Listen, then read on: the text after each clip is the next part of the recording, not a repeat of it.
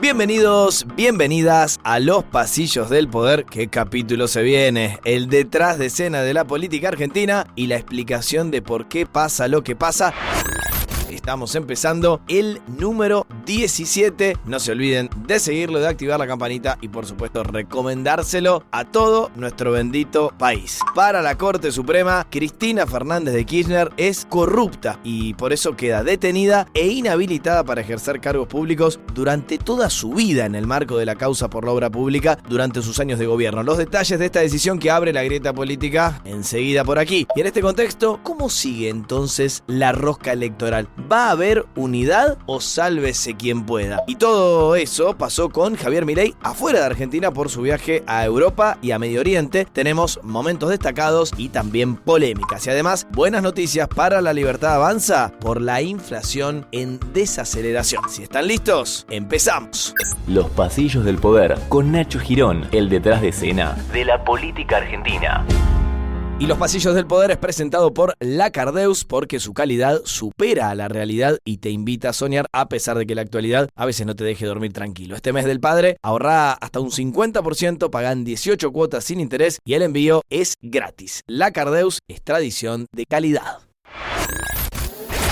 Y por supuesto vamos a empezar por el tema de la semana, del mes, quizás de todo 2025, al menos a nivel político. La Corte Suprema resolvió de forma unánime con los votos de los 3 jueces, Horacio Rosati, Carlos Rosenkrantz y Ricardo Lorenzetti, en un fallo de 27 páginas que deja firme y sin nueva instancia de apelación la condena a 6 años de prisión e inhabilitación perpetua a ocupar cargos públicos contra Cristina Kirchner en el contexto de la llamada causa Vialidad. Este tema, por supuesto, lo conocen al menos en su línea gruesa, pero yo me voy a dedicar en este episodio a contarles muchísimos detalles, por supuesto, para que cada uno después saque sus propias conclusiones o al menos quede más nutrido para las discusiones de asado. Los jueces consideran a Cristina Fernández de Kirchner responsable del delito de defraudación contra la administración pública por favorecer a Lázaro Báez en las licitaciones de obras públicas en Santa Cruz durante el periodo de su gobierno. Además, hay un embargo, se habló menos de esto, de 84 mil millones de pesos que le van a tener que devolver todos los condenados. El número se tiene que actualizar por inflación a las arcas públicas. Veremos cómo se hace eso porque no debe ser nada fácil. Un dato de contexto, por toda la controversia que hay sobre este tema, y no es discutible, es datos, no opinión, es que nunca el máximo tribunal, la Corte Suprema de Justicia de la Nación, había resuelto un recurso tan voluminoso, una causa tan relevante como el de este expediente de vialidad en tan poco tiempo. Es la confirmación de condena más rápida de la historia de la Corte Suprema. Por supuesto, algunos dicen que bueno, ahora la Corte Suprema entonces va a empezar a fallar aceitadamente y otros dicen, bueno, acá tenés evidentemente la explicación de que este es un fallo político que quería correr de la cancha a CFK. Pero vamos de a poco.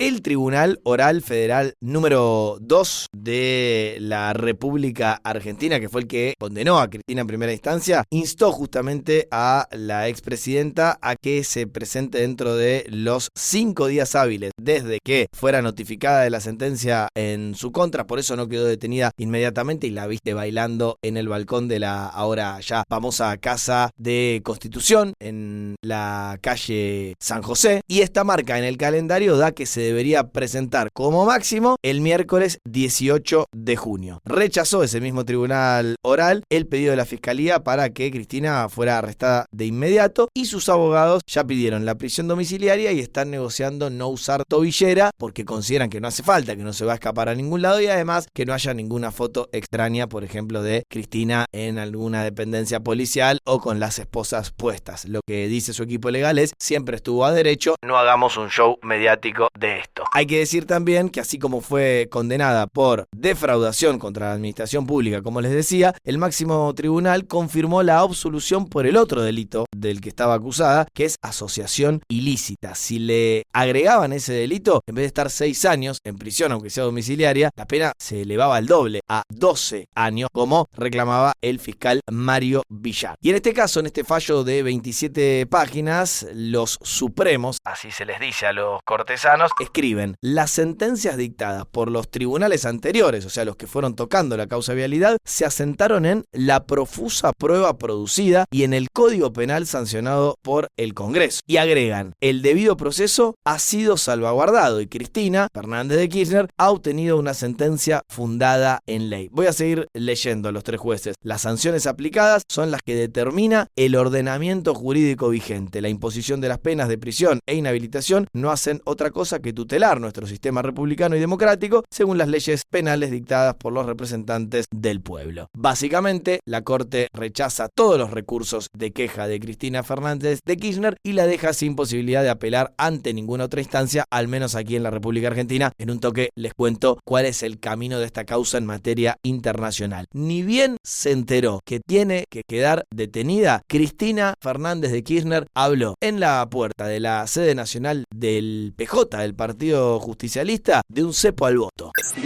Al cepo del salario del gobierno de Javier Milei, ahora el Partido Judicial le agrega el cepo al voto popular.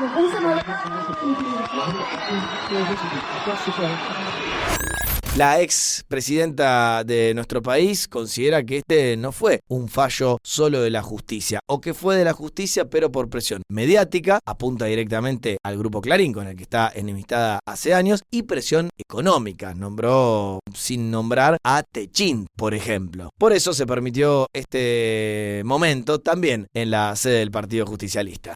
El intento de magnicidio aquel 1 de septiembre a los pocos días tituló Amén. Amén.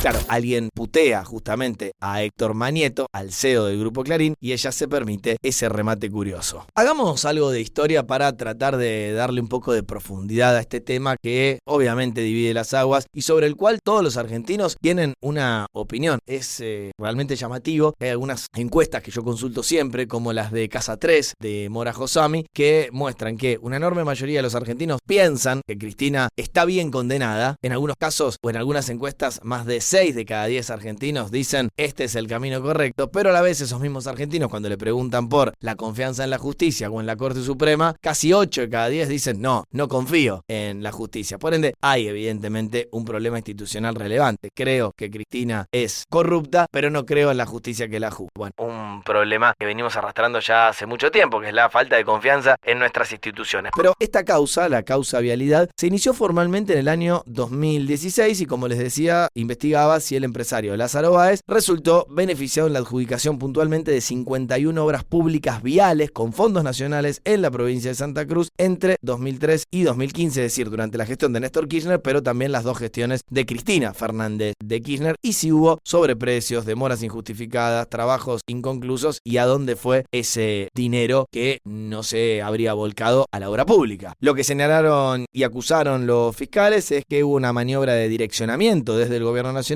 en obras en favor de la empresa Austral Construcciones, propiedad de Lázaro Báez, y que se creó poquitos días después de la asunción de Néstor Kirchner. Por ende dicen, todo esto estaba tramado desde el inicio, y si eso se hizo con licitaciones manipuladas, condiciones quizás extraordinarias, sobreprecios y sin controles en los incumplimientos que tenían alguna de esas obras. Pero en realidad la historia formalmente no arranca en 2016, arranca en 2008 con una denuncia de Elisa Lilita Carrió por la supuesta asociación ilícita que habría en su momento entre Néstor Kirchner, Julio De Vido, era el ministro de Planificación Federal, y el propio Lázaro Báez para enriquecerse mutuamente. En esa causa, aclaro, no se la mencionaba a CFK, y en ese entonces el juez federal con asiento en Comodoro Pi, Julián Ercolini, lo que dijo es que al estar investigando obras licitadas en Santa Cruz, correspondía que fuera la justicia santacruceña la que juzgue estos posibles delitos, no la justicia federal con asiento en Capital, y por ende no abrió resolvió la causa. Pasamos al año 2013, Mariana Zubik, también del espacio de la coalición cívica, hace efectivamente una denuncia en Santa Cruz. La denunciada acá sí pasa a ser Cristina Fernández de Kirchner, porque Néstor Kirchner ya había fallecido. Toma la denuncia la justicia santacruceña, inicia la investigación y 2 años después sobresea a todos los imputados porque los delitos denunciados dijeron no existieron. Y acá sí llegamos a 2016. ¿Por qué es importante el año? Porque ya era Mauricio Macri presidente y el director nacional de Vialidad, que es Javier Iguacel, presentó una nueva denuncia después de haber hecho una auditoría que no le daba tantas irregularidades, pero agarró los peores datos de ese resultado y se presenta en la justicia federal nuevamente, es decir, en Comodoro Pi. ¿A quién le cae esa causa? A un tal Julián Ercolini, recién te lo nombré, que había dicho que la causa en realidad se tenía que investigar en Santa Cruz. ¿Y qué hace Julián Ercolini en esta segunda oportunidad? Bueno, abre la causa, es decir, se desdice de su propio criterio previo. Y es así como avanza este expediente, que después, cuando pasa al tribunal oral y se produce un juicio, condena a Cristina, condena a Báez, condena a otros personajes de la política, pero, y esto también es extraño, absuelve al exministro de Planificación Federal debido sobre quien pesaba un pedido de condena de 10 años y es el que administraba la obra pública en la República Argentina. Es decir, termina condenada la que era la número 1 del país, pero no termina condenado el ministro que tenía que ver con la obra pública, ni tampoco los jefes de gabinete que pasaron en esos años, que son los que firman, por supuesto, cada una de las resoluciones que terminan en la construcción de una ruta. Datos que les traigo simplemente para pensar. Y acá quiero que escuchemos a Cristina Fernández de Kirchner antes de tener la condena confirmada, porque ella evidentemente ya intuía que iba a terminar detenida y por eso todos sus últimos movimientos tuvieron que ver con esa presunción. Escúchenla, por ejemplo, en Corrientes, haciendo campaña para el candidato peronista. Mira cómo tiemblo, dijo. Todo esto con editoriales que dicen, ay, no, está acabada, acorralada. Pero ¿y si estoy tan así? ¿Por qué no me dejan competir y entonces me derrotan políticamente? A ver, dale. A ver, mira cómo tiemblo. Dale.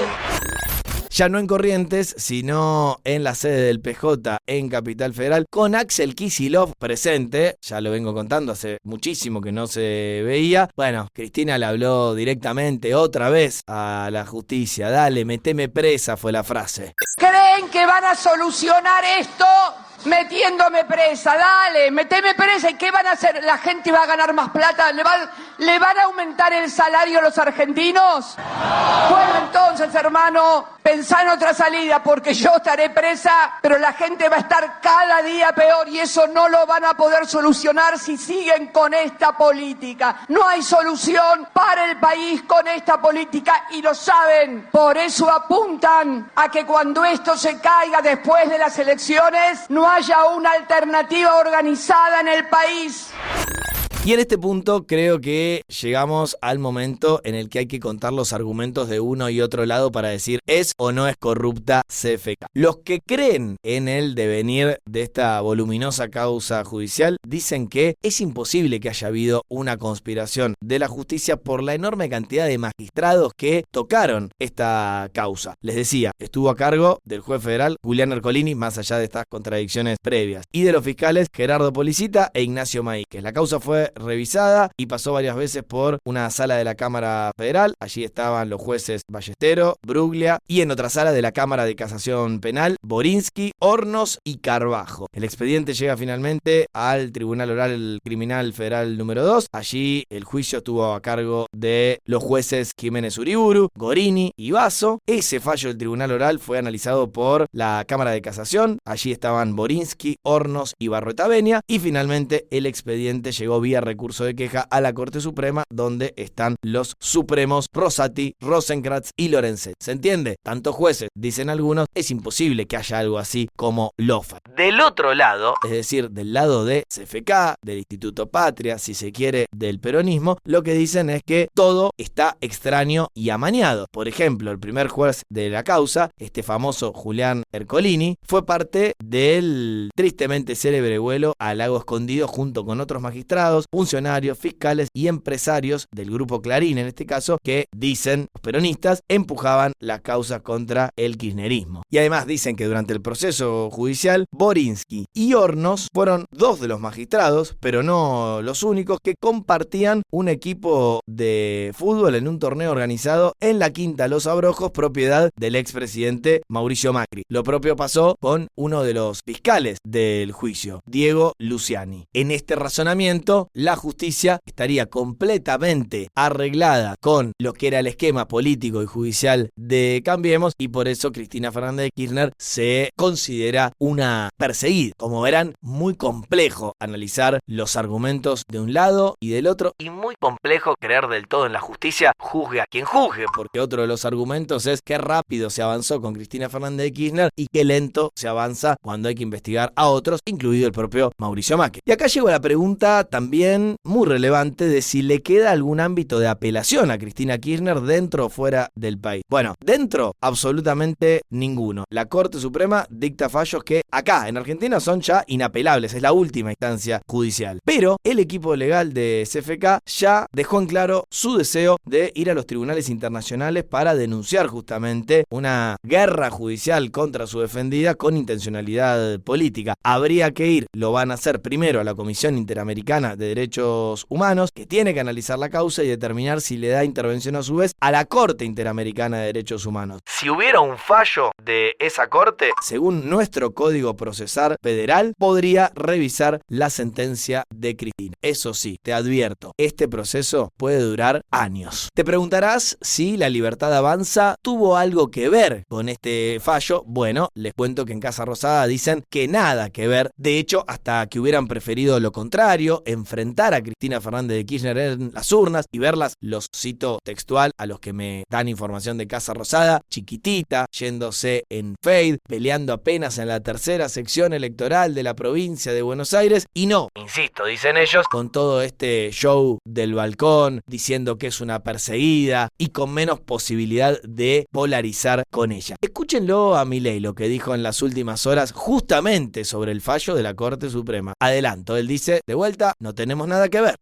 Quiero decir que no tengo ningún mérito en que la justicia definitivamente haya obrado acorde a la República. Todo mérito del Poder Judicial, de la Corte Suprema. Lo único que puedo decir es que he sido consistente con mi visión republicana y dejé que los jueces actuaran libremente. Es decir, al ser el primer presidente que no interfiere en la justicia, los resultados están a la vista.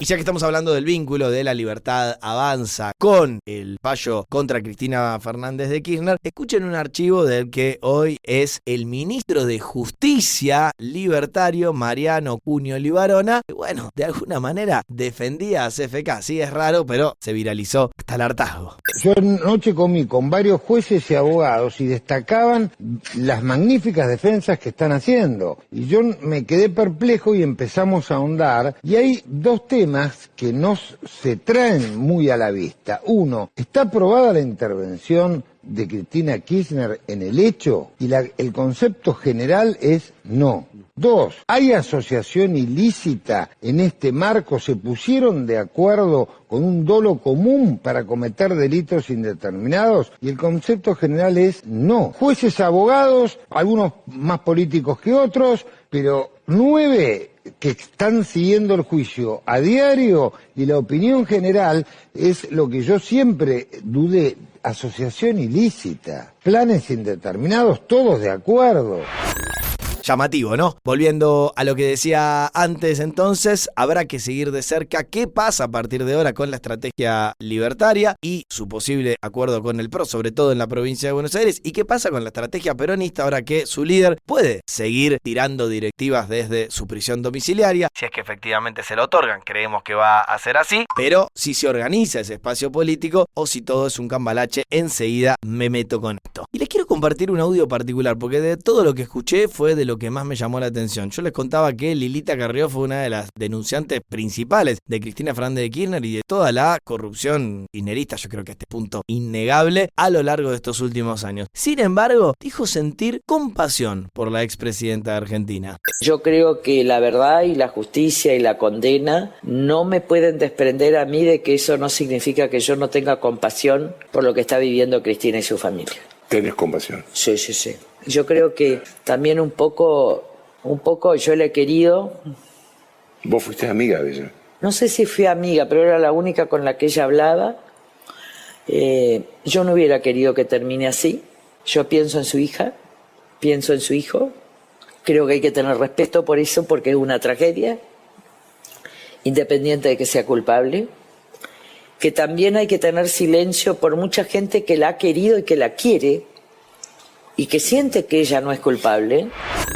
Como te dije antes, también en este caso una reflexión llamativa. Y en época de tanta grieta, hasta creo valorable. Y contado todo esto que les conté, vamos avanzando y tenemos que unir la detención de CFK por corrupción con las elecciones nacionales del 26 de octubre, pero sobre todo con las de la provincia de Buenos Aires, la más grande de todo el país y la de más votantes, el día 7 de septiembre. Yo sinceramente era de los que pensaba que el peronismo se iba a empezar a pelear y a continuar con sus internas que ya les vengo contando un poco más adelante, porque todavía está el foco muy puesto sobre la condena a Cristina. Sin embargo, lo que yo llamo el juego del calamar del peronismo, ubican la serie, ¿no? Este juego donde prácticamente todos se tienen que matar con todos para que haya un ganador, bueno, ya arrancó. Y si no, escuchá esta serie de audios. Axel Kicillof, el gobernador de la provincia, en un juego imaginario dijo que no sabe si la indultaría a Cristina eventualmente.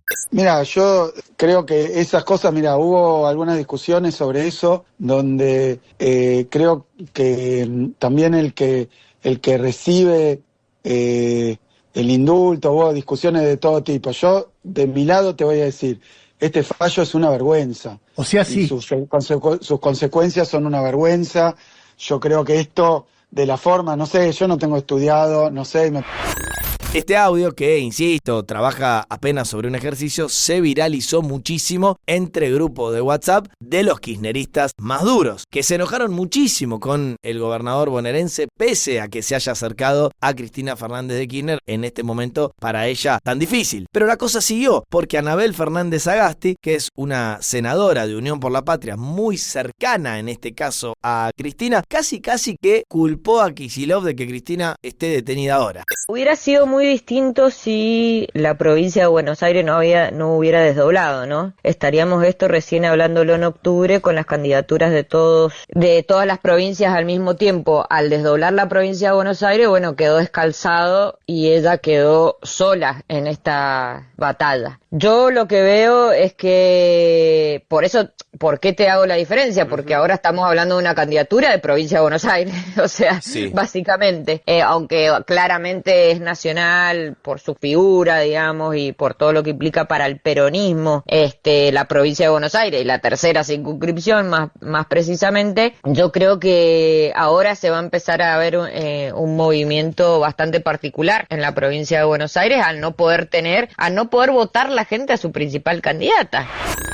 Se sorprendió por estas declaraciones Carlos Bianco, que quizás es el hombre más cercano a Axel Kicillof.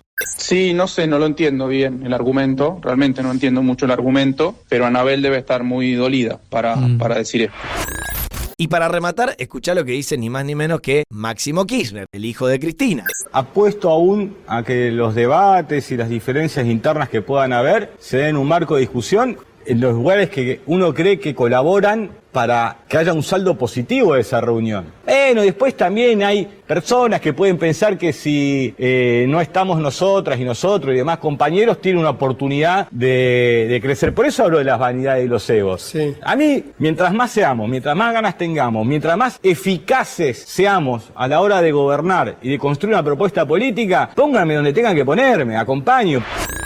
¿Se entiende entonces por qué hablo de el juego del calamar del peronismo? Parecía que se iban a unir detrás de la condena a Cristina Kirchner y bien prontito dejan aflorar sus internas que evidentemente pareciera no van a terminar nada bien. Les prometo la actualización de qué va a pasar a futuro con la confección de listas allí en la madre de todas las batallas.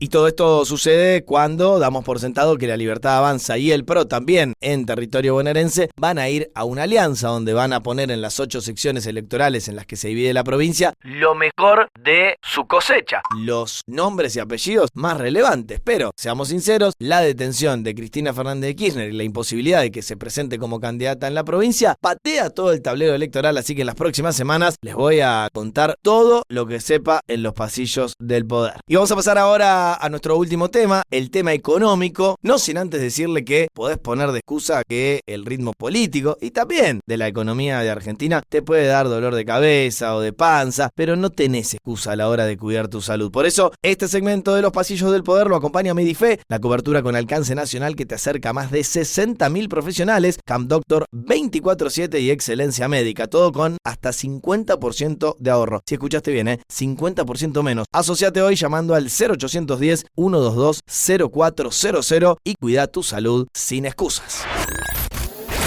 Obligatorio hablar de la inflación de la República Argentina el mes pasado. El mes de mayo quebró el piso simbólico del 2% en este caso y la verdad que sorprendió a más de uno. Fue 1,5%, la más baja en casi 5 años, o sea, mayo de 2020, como consecuencia les diría principalmente de la desaceleración en los alimentos. En lo que va del año, la inflación acumuló 13,3% y en 12 meses la interanual 43,5% según informó el INDEC, números que todavía son muy altos, pero que son hiper distintos a los que había dejado el final del gobierno anterior, hay que decirlo. La inflación núcleo, que saca a los regulados, marcó 2,2%, también una desaceleración, en este caso, de 1 punto. Los mayores aumentos del mes, arriba del promedio, fueron en comunicación, 4,1%, servicios de telefonía e internet, restaurantes y hoteles, todos con 3%, comunicación, 4,1%, y las alzas en servicios de telefonía e internet, junto con restaurantes y hoteles con un aumento del 3%. Pero hay varios capítulos que registraron variaciones por debajo del promedio. Alimentos y bebidas, por ejemplo, 0,5% de aumento apenas. Lo habrás notado que hubo caídas importantes, por ejemplo, en los precios de las frutas y las verduras. Y transporte, que siempre es un rubro fundamental y con mucho peso en el IPC, 0,4%.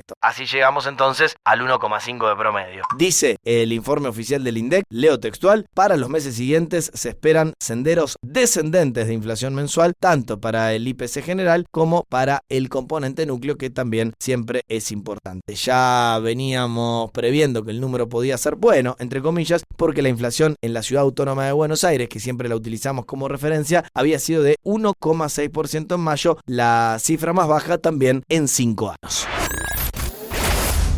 Hoy se me fue este episodio hablando mucho de la condena a Cristina Fernández de Kirchner, siendo un podcast político no podía ser de otra manera, pero rápidamente les digo que va a haber novedades, no en diputados donde ya pasaron estos proyectos, sino en el Senado sobre el posible aumento del bono que cobran los jubilados, la nueva moratoria, la declaración de la emergencia en discapacidad, la emergencia hídrica para ciudades inundadas y la ley de financiamiento universitario. Esto va a la Cámara Alta y parece que podría haber buenas noticias para la oposición no dialoguista. Ya sigue repitiendo Javier Milei que todas estas leyes van a ser vetadas, pero si las veta va a tener que asumir el costo político, más cuando se darán cuenta creció un poco la tensión social en las calles de algunas ciudades de Argentina, pese a las buenas novedades económicas. Y la otra gran cuestión que hay que tocar es que toda esta última semana Javier Milei no estuvo en nuestro país, sino que viajó a Europa y a Medio Oriente, es su viaje más largo hasta el momento. Parece que pasó hace millones de años, pero la agenda incluye un encuentro con el Papa León XIV, por primera vez, que le prometió visitar nuestro país, con un datito de color, que es que el presidente le regaló al pontífice libros de Jesús Huerta de Soto, este español que sigue mucho Javier Milei y quien se cansó de criticar a Jorge Bergoglio, al Papa Francisco, por su pensamiento social. Raro, la verdad, ese regalo. Y algo importante es que Milei, ahí en Italia, junto a la premier Giorgia Meloni, presenció la firma de un un acuerdo entre YPF y una energética italiana que permitiría la entrada en principio de más de 100.000 millones de dólares para el país durante 20 años. Pasó Milei por un foro de ultraderecha en Madrid, auspiciado por una Bitcoin que lo había criticado cuando Milei tuvo el escándalo Libra. Se juntó con Emmanuel Macron en Francia, donde hablaron del demorado acuerdo entre la Unión Europea y el Mercosur. Y en Israel lo vio a Benjamín Netanyahu, firmó un memorándum conjunto por la democracia y contra el terrorismo, así se difundió, y recibió el premio Génesis, que es conocido como el Nobel judío. Pero Milei se metió en una polémica cuando reconfirmó que va a mudar de Tel Aviv a Jerusalén la embajada argentina en Israel, recordando que Jerusalén es un territorio en disputa, y además apuntó contra los cuestionamientos al operativo de las fuerzas de defensa israelí, que por supuesto tienen como telón de fondo los ataques del 7 de octubre de 2023, horrendos ataques terroristas de Hamas que mataron a cerca de 1.200 personas y secuestraron a 250, pero hay que decir, en Gaza, según las cifras que acepta la comunidad internacional, ya murieron más de 54.000 personas, que no son todas terroristas, más bien lo contrario, hay muchas mujeres, niños y personas inocentes, y hay muchísima controversia en la propia Israel sobre la magnitud de este operativo. Otro capítulo, ya sé, intenso, con muchísima data y detalles de los pasillos del poder, pero para eso estamos, para explicar la realidad. Insisto, síganos, activen la campanita, recomiéndennos y no dejen de escucharnos. Chau, hasta la semana que viene.